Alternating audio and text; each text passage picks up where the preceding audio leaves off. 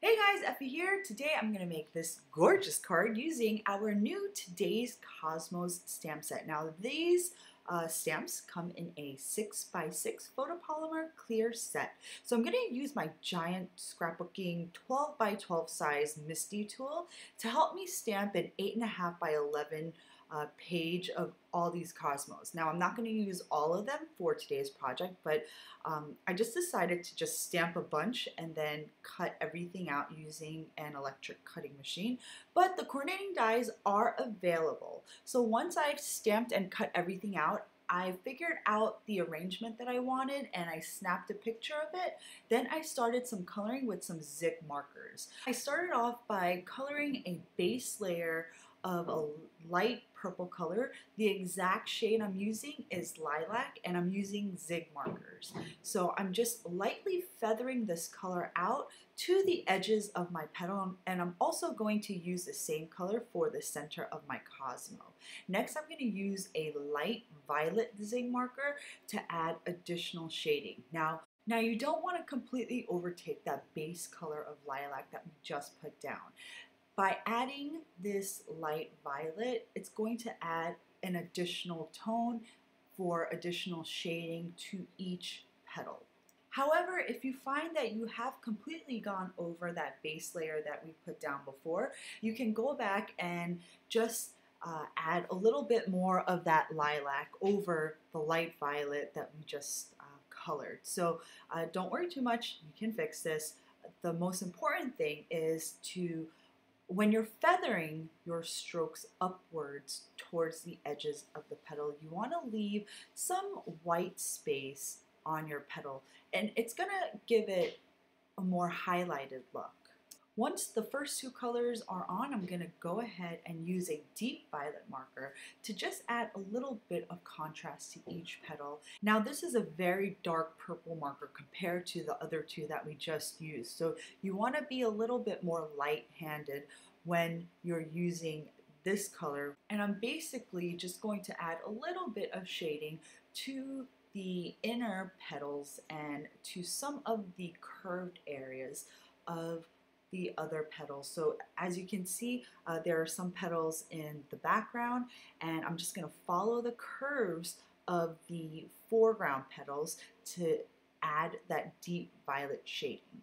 So here I found that there was a little too much white space for my liking. So I went ahead and took my light violet marker and I just kind of added some additional color, and I pulled that color up more towards the edges of the petal.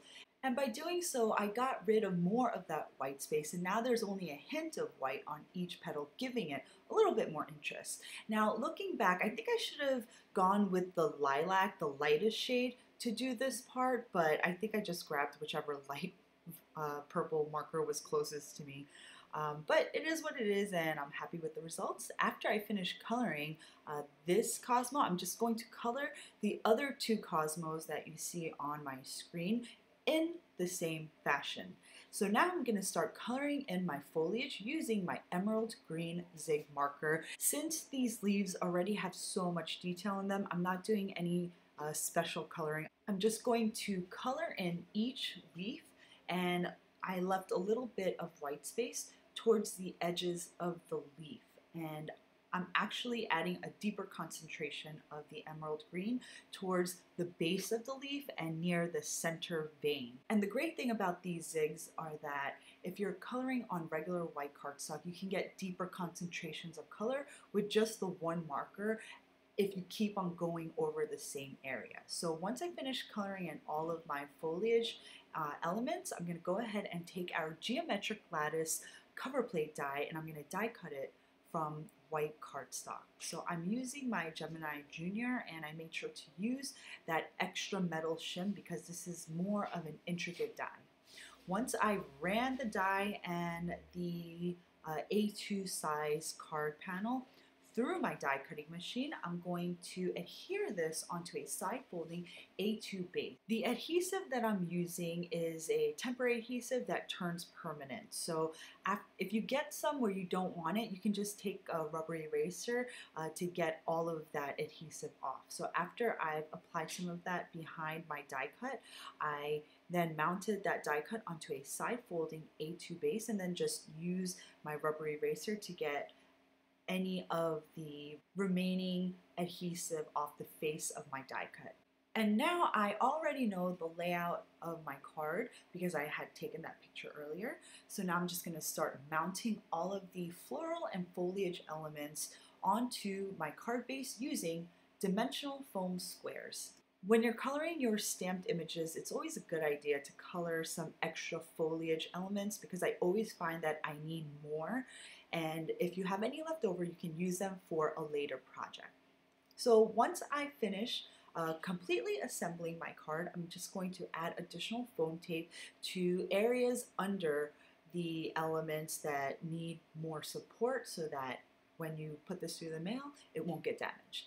Next, I stamped our Let's Celebrate sentiment. This is from our special lantern set, and I really wanted it for this card because it's slightly smaller.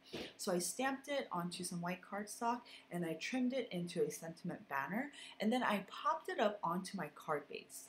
Lastly, I used our silver holographic sequins to embellish my card. I hope you guys enjoyed today's project and video. I really enjoyed making this card because of today's Cosmos set is just absolutely gorgeous. The Cosmos are larger blooms, so if you just have 2 or 3, they take up the entire face of the card.